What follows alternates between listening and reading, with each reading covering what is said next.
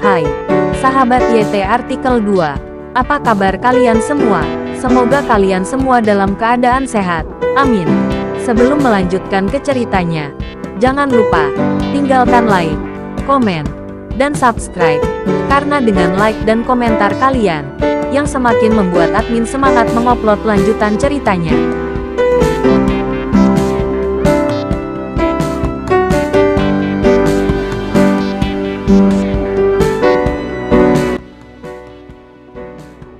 Episode 254. Kisah Aditya, anak bos besar yang berpura-pura miskin.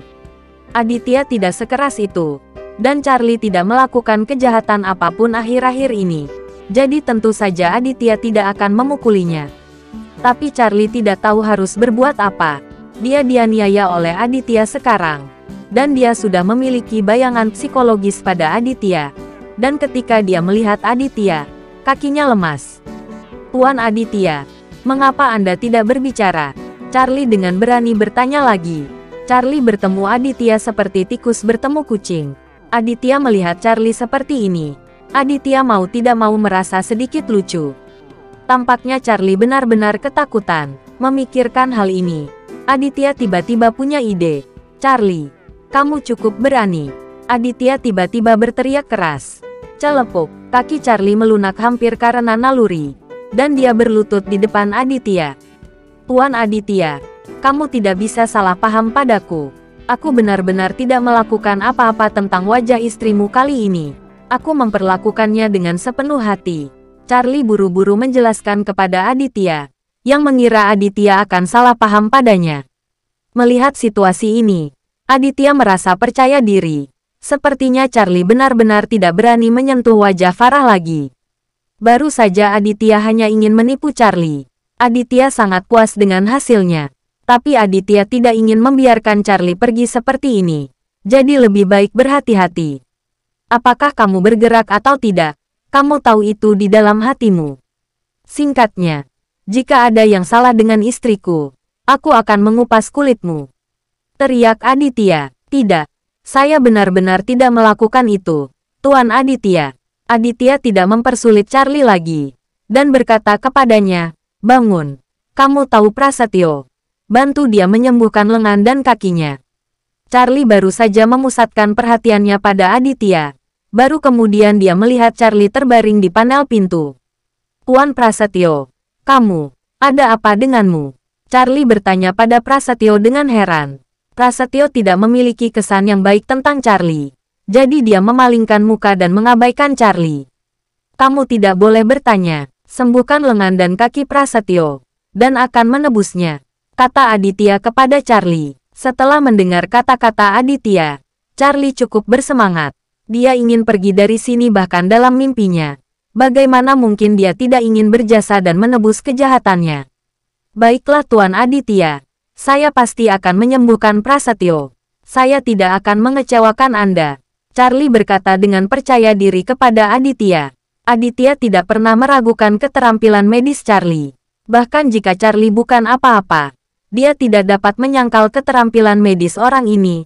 Raja obat benar-benar dipanggil untuk apa-apa. Katakan saja pada Leo apa yang kamu butuhkan. Aditya menepuk kepala Charlie, lalu melangkah keluar dari kantor. Setelah meninggalkan kota hiburan Leo, Aditya pulang. Saat ini, baik Dahlia maupun Anjani tidak ada di rumah. Hanya Farah yang sedang memulihkan diri di rumah. Setelah Aditya memasuki ruangan, dia melihat Farah memegang satu cermin kecil. Menatap wajah saya. Wajahnya sudah benar-benar pulih. Melihat wajahnya sebersih biasanya, Farah sedang dalam suasana hati yang baik.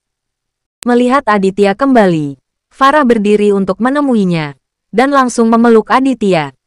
Aditya juga merangkul pinggang Farah, menatap wajahnya yang cantik dan berkata, Farah, mengapa kamu begitu bahagia?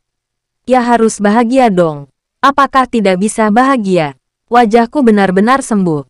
Dan itu semua berkat suamiku.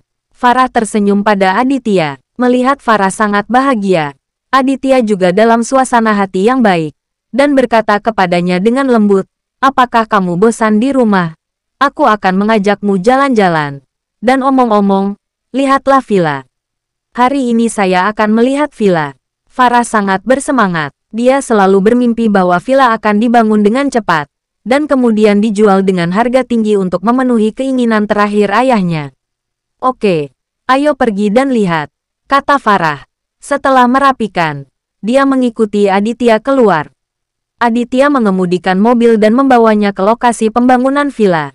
Saat ini, villa telah memasuki proyek penyelesaian akhir, dan diperkirakan akan selesai sepenuhnya dalam beberapa hari. Karena ini adalah model penjualan rumah yang sudah ada, saat ini tidak ada pemesanan dari pembeli rumah yang diterima. Di seberang jalan adalah proyek taman air yang diinvestasikan dan dibangun oleh Aditya. Melihat proyek tersebut berjalan lancar, Aditya tidak dapat menahan kegembiraannya. Setelah taman air ini selesai, keuntungannya pasti akan sangat besar. Ini juga merupakan investasi besar pertama Aditya dalam hidupnya. Dan ini baru langkah pertamanya dalam karirnya. Melihat Aditya melihat lokasi pembangunan taman air di seberangnya, Farah tersenyum manis. Dia berkata kepada Aditya, "Suamiku, apakah kamu berterima kasih kepada Tuan Aditya dari Toraja seperti saya?" Aditya terkejut karena bertanya, tetapi dia langsung tersenyum. "Ya, kita harus berterima kasih kepada Tuan Aditya. Mungkin itu karena almarhum ayahku benar-benar memiliki niat dari surga. Biarkan Tuan Edward, seorang bangsawan, datang ke sini. Jika tidak, villa tidak akan dikerjakan kembali." Farah sangat bersemangat berkata dengan antusias.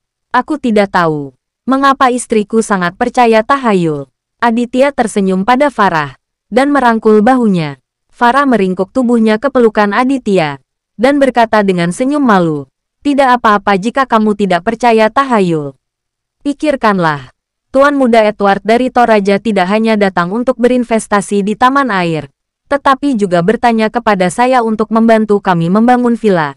Kami tidak perlu mengeluarkan sepeser pun. Hei, ketika saya memikirkannya sekarang, saya merasa ini adalah mimpi. Tuan Muda Edward dari Toraja telah menyukaimu dalam kegelapan. Apakah dia melakukan ini untukmu?" Aditya tertawa dan bercanda dengan Farah. Namun, Farah tidak menganggap kata-kata Aditya sebagai lelucon.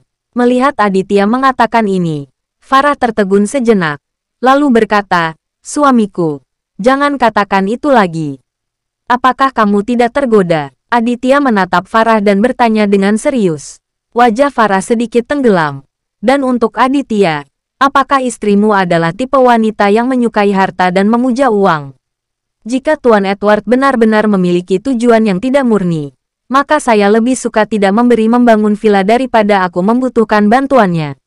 Melihat kata-kata kategoris Farah, Aditya merasa sangat lega.